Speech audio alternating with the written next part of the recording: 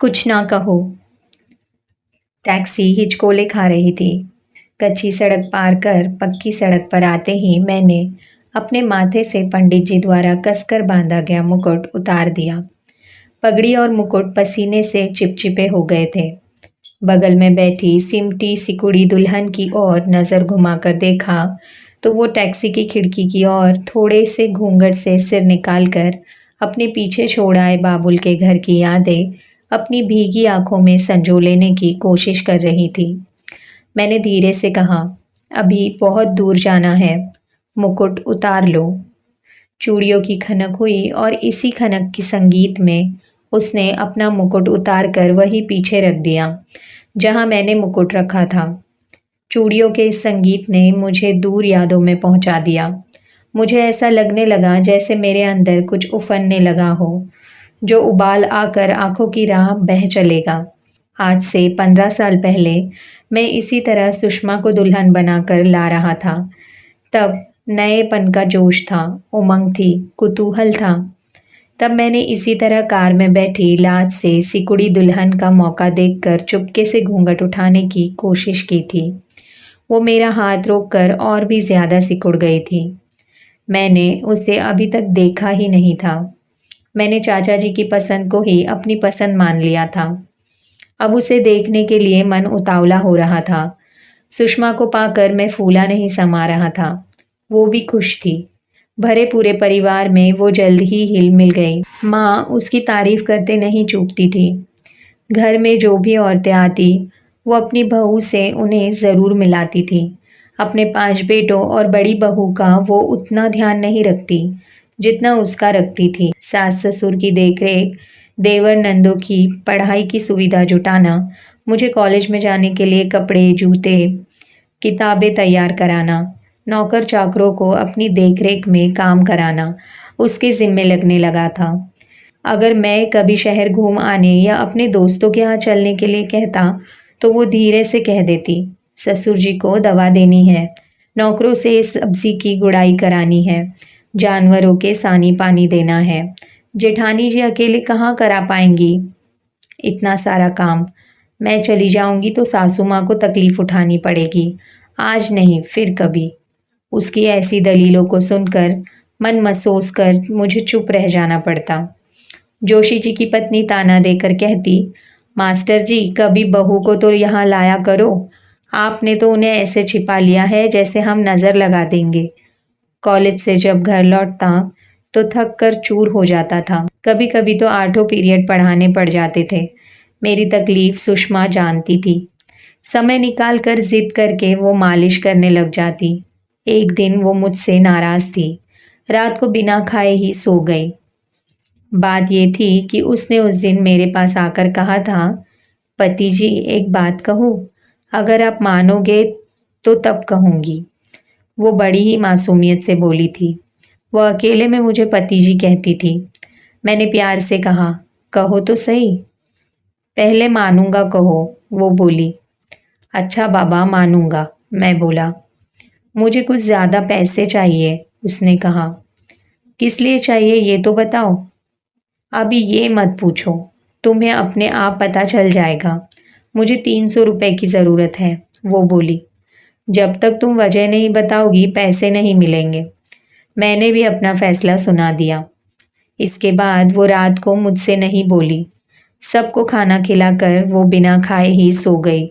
दूसरे दिन माँ जी को सुषमा से कहते हुए सुना, क्या बात है, प्रकाश नीरज और नीलू को साथ लेकर नैनीताल नंदा देवी देखने ले जाने वाला था, अभी तक तैयार नहीं हुए। पैसों का इंतजाम नहीं हो पाया माँ जी। अगर आप थोड़ा पैसों की मदद कर दे तो मैं उनसे मांग कर आपको दे दूंगी। नहीं तो बच्चों का दिल टूट जाएगा। वो एक हफ्ते से कितने बेचैन हैं। कहते हुए वो माँ जी की ओर याचना भरी नजरों से देख रही थी।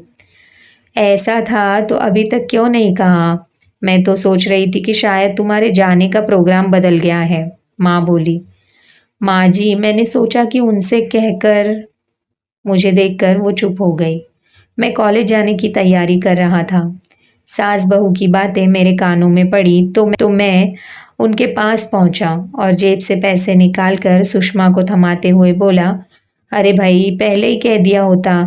वजह तो मैं पूछ ही रहा था। मैंने कभी मना किया है तुम्हें? वो मुस्कुराते हुए पैसे लेकर अंदर की ओर चल दी। वो देवर ननंद को ये खुशखबरी देने की बेचैनी अपने में नहीं रोक सकी।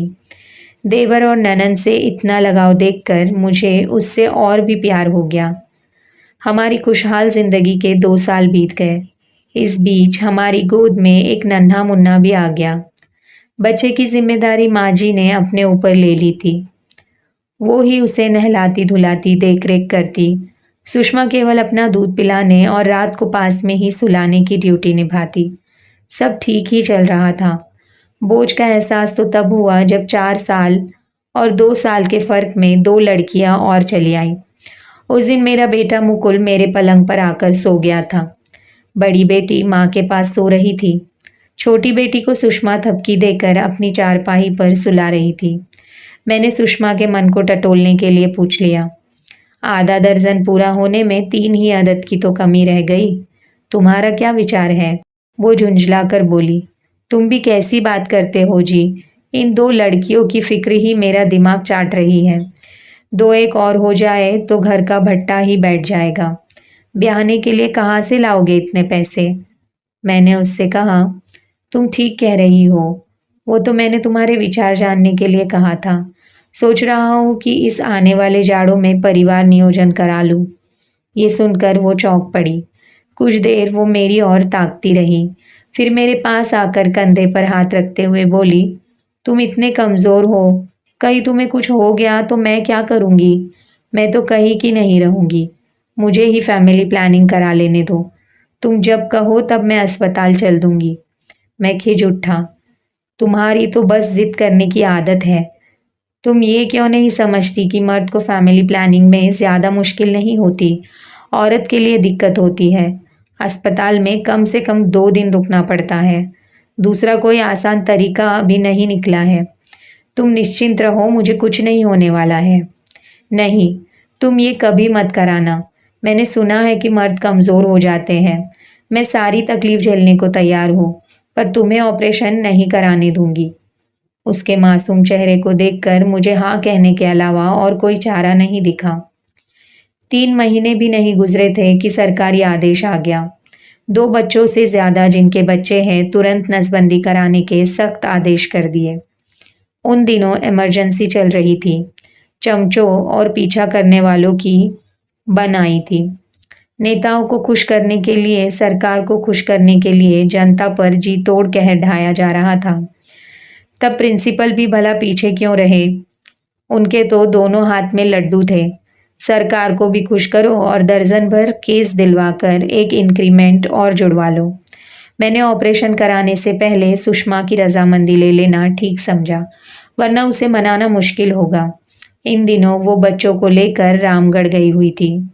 जब उसे मालूम हुआ कि मैं ऑपरेशन कराने वाला हूँ, वो दौड़ी दौड़ी चली आई। मेरे समझाने पर भी वो नहीं मानी। ऑपरेशन की ड्रेस पहनाकर जब नर्सें उसे ऑपरेशन रूम में ले जा रही थी, तब मेरा कलेजा काटने को आ रहा था। मैं अपने को धिक्कार रहा था कि मैं उसे क्यों अस्पताल ले आया, क्यों उसकी बात मानी। ऑपरेशन रूम से बाहर लाने में तकरीबन आधा घंटा लगा होगा। मुझे वो पल घंटों लंबे लगे। स्ट्रेचर पर सफ़ेद कपड़ों में उसे बेहोश देखकर मुझे एक बारी रोना सा आ गया। गला ऐसा भर आया मानो कोई गला घोटने लगा हो। बेहोशी में कराह के बीच उसका पहला साफ शब्द, पति जी। 3 साल बाद शादी की 13वीं सालगिरह की मनहूस आखिरी रील चल रही थी। इस रील के प्रमुख पात्र थे। मैं नायक था, नायिका सुषमा थी और खलनायक खुद ऊपर वाला। खलनायक को सुषमा का मेरे पास रहना अब नागवार सा लगा। फिर क्या था, उसने उसे मुझसे छीनने की साजिश रच डाली। चिंगारी बुझने से पहले खूब रोशनी करती है ना। ऊपर वाले ने सुषमा की जिंदगी का भी यही सबसे अच्छा सुनहरा साल चला दिया।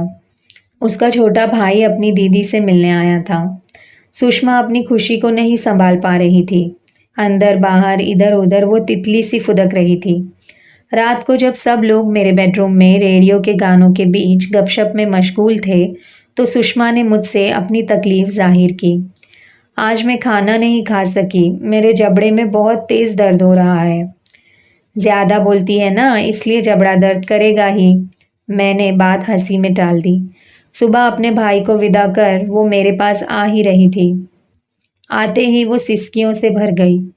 आखिर इतना दुख वो कब से अपने में रोके थी। मैं हैरान रह गया। शायद भाई की जुदाई हो, पर ऐसी कोई बात ना थी। उसका रोना शारीरिक दुख था। वो अपना मुंह पूरी तरह नहीं खोल पा रही थी। जबड़े दर्द के साथ साथ कसते चले जा रहे थे। सिर्फ उंगली डालने लायक जगह बची थी। मैं सहम गया। उसने मुझे छुट्टी लेकर अस्पताल चलने को कहा। मैं तुरंत उसे लेकर डॉक्टर कुलकर्णी के प्राइवेट अस्पताल को चल दिया। राधा भाभी को भी अपने साथ ले लिया। डॉक्टर कुलकर्णी ने देखा और पूछा, कहीं चोट तो नहीं लगी है? सुषमा ने सिर हिलाकर जवाब दिया, नहीं। कहीं कील या ब्लेड तो नहीं चुभा था? जवाब था, नहीं। इधर महीने भर के अंदर कोई ऐसी बात याद करो कि तुम्हारे शरीर से खून निकला हो या शरीर में कुछ चुभा हो या फिर तुमने किसी पिन सुई जैसी चीज से दांत खुरचा हो। कुछ देर सोचने के बाद उसने ही कहा, कुछ याद नहीं पड़ता। मैं डॉक्टर के चेहरे को पढ़ने की कोशिश कर रहा था। डॉक्टर के चेहरे पर हैरानी और उतार चढ़ाव साफ जाहिर हो रहा था। डॉक्टर बोला, ऐसा नहीं हो सकता, जरूर कुछ ना कुछ हुआ होगा जो तुम याद नहीं कर पा रही हो। बिना चोट के तो ये मुमकिन ही नहीं है। फिर डॉक्टर ने मेरी ओर देखकर कहा, मुझे टिटनेस का डर लग रहा है। आप इन्हें जितनी जल्दी हो सके सरकारी अस्पताल में भर्ती करा दें। बीमारी का नाम सुनते ही मेरे पैरों की जमीन खिसकने लगी। मैं घबरा गया और उनसे पूछा, डॉक्टर साहब कहीं खतरा तो नहीं है? नहीं, ऐसी कोई बात नहीं। अगर समय पर टिटनेस के इंजेक्शन लग जाएंगे तो ठीक हो जाएंगी। मुझे याद नहीं कि मैंने कब पर्चा लिया और कब हम तीनों सरकारी अस्पताल पहुंच गए। हम में से किसी को होश नहीं था। खतरे का डर सबको हो गया था, क्योंकि इस बीमारी की भयंकरता सबने सुन रखी थी। डॉक्टर ने देखा, जांचा, परखा, पूछा। आखिर में पहले डॉक्टर की बात का समर्थन करते हुए सुषमा को स्पेशल वार्ड में दाखिल कर दिया। एटीएस के 50,000 पावर के इंजेक्शन का इंतजाम भी मुझे ही करना था। वो इंजेक्शन अस्पताल में नहीं था। देर करना खतरनाक था। सुषमा के पास भाभी को छोड़कर मैं सब्र से काम लेने के लिए कहकर जाने लगा, तो वो दोनों मुंह दबाकर फफक कर रो उठी। मैंने अपने को भरसक संभाला। लगा जैसे सीना फट जाएगा। समय गंवाना ठीक ना समझकर मैं शहर को चल दिया। घंटे भर बाद इंजेक्शन का भी इंतजाम हो गया। घर में सूचना देते समय मेरा गला भर गया। आंखें बरसने लगी। सारे घर में अजीब सा सन्नाटा छा गया। पहली रात हल्की हल्की कराहने की आवाजें आती रही। मैं उसके साथ था। मैं उसके माथे को सहला रहा था। उसने अपना पर्स, कानों के कनफुल, मंगलसूत्र सब मुझे थमाते हुए कहा, पति जी, इन्हें रख लो, अपना ख्याल रखना, बच्चों का ख्याल रखना। वह आगे कुछ न कह सकी। आंसू थमने का नाम नहीं ले रहे थे। मैंने उसे हिम्मत बंधाते हुए कहा, चिंता मत करो, तुम बिल्कुल ठीक हो जाओगी। हम दोनों को ही एहसास हो चुका था कि अलविदा का समय नजदीक आ चुका है। शायद रात भर में हम इतना ही बोले थे। दूसरे दिन तक सारे गांव, इलाके, रिश्तेदारों तक को सूचना मिल गई थी। अस्पताल में भीड़ रोके नहीं रुक रही थी। अब सुषमा का रूम डार्क रूम बना दिया गया था। आंखों पर पट्टी रख दी गई थी। उसके आसपास आवाज करने की मनाही कर दी गई थी। अगले दिन उसके पैरों में जकड़न चालू हो गई। पीठ में दर्द, ऐंठन बढ़ गई। दांत आपस में भिज गए। धीरे धीरे जकड़न और ऐंठन सारे बदन में दाखिल हो गई। हल्के हल्के झटके भी पड़ने चालू हो गए। जब झटके पड़ते, ऐंठन होती, तो हम लोग उसके हाथ, पैर, सीना हल्के से मलते। ग्लूकोज की बोतलों में तरह तरह की दवाओं का मिश्रण उसे दिया जा रहा था। एटीएस का अब तक दूसरा भी 50,000 पावर का इंजेक्शन लगा दिया गया था। एक एक दिन खिसक रहे थे और उसकी हालत दिन ब दिन खराब होती जा रही थी। उसका शरीर इंजेक्शनों से छलनी हो गया था। पानी के बिना वहां सूखी पपड़ियां तड़क आई थी। दांत कसने से खून बह रहा था। जूस और पानी के लिए वो इशारा करती, लेकिन डॉक्टर की इजाज़त नहीं थी। दिल महसूस कर रह जाना पड़ता। फट आए ओठों में ग्लिसरीन लगाकर तर करने की कोशिश की।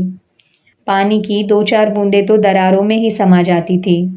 इधर झटके तेज होते गए, दौरों की लंबाई भी बढ़ती गई। दर्द से छुटकारा दिलाने के लिए उसे नींद के इंजेक्शन दिए जा रहे थे, पर कोई फर्क नहीं पड़ रहा था। अब ग्लूकोज को भी शरीर ने खींचना छोड़ दिया था। निराशा में सबका दिल डूबने लगा।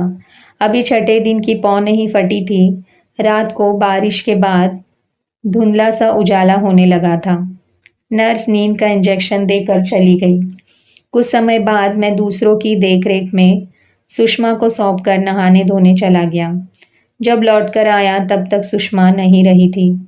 अब ना कोई झटके थे न दौरे थे, न दर्द था न कराहे थी तो बस घर वालों की, दोस्तों की घुटती सिसकियां।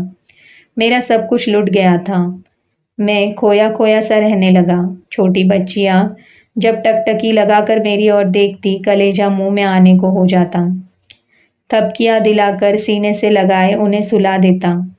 मुकुल ने चुप्पी साध ली थी। चुपचाप आकर किताबें पढ़ने लग जाता। अब माँ जी ही बच्चों की परवरिश कर रही थी। धीरे धीरे 2 साल निकल गए।